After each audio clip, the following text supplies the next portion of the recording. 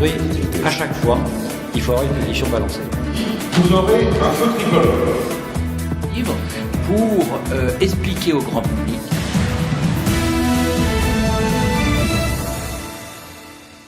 Je suis évidemment tout à fait opposé à la taxation lourde qui est faite en cas de cession d'entreprise.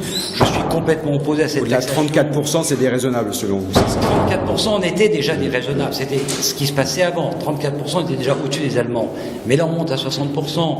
On va mettre des mesures complexes, compliquées. Ça va faire fuir des gens dont nous avons besoin pour créer des entreprises. Et ça va faire en sorte que des gens qui devraient vendre, parce que c'est l'intérêt de l'entreprise, de la préservation de l'emploi, ne vendront pas parce que c'est confiscatoire. Dans le même temps, je ne serais pas scandalisé qu'on applique ces règles à des gens qui font de la spéculation pure, celle qui fait le plus de mal à notre pays et à l'économie du monde, celle-là même qui en réalité nous affaiblit en termes de croissance. Oui, à chaque fois, il faut avoir une position balancée.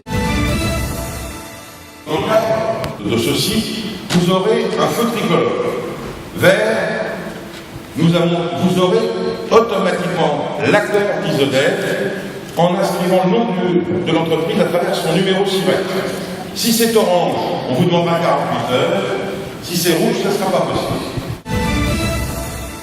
L'État est très impliqué en matière d'intelligence économique et la raison pour laquelle nous lançons le guide du routard de l'intelligence économique qui donnera à toutes les entreprises, grandes et petites, un moyen simple de se lancer et de développer cette discipline. Ça peut participer du choc de compétitivité dont on entend parler? C'est certainement l'un des éléments importants du choc de compétitivité que lance le gouvernement. Le guide du routard, je l'espère, constitue, j'en suis convaincu, un véritable compagnon de route pour toutes les TPE-PME. Ce livre pour expliquer au grand public, expliquer aux patrons ce qu'est l'intelligence économique et quels sont les soldats.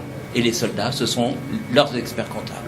Alors les soldats, ce sont les experts comptables, et les entrepreneurs, ce sont les nouveaux routards finalement de l'aventure économique? Et je sais pas, il n'y a pas de diplôme, mais en tout cas, c'est ce qu'on a essayé de traduire.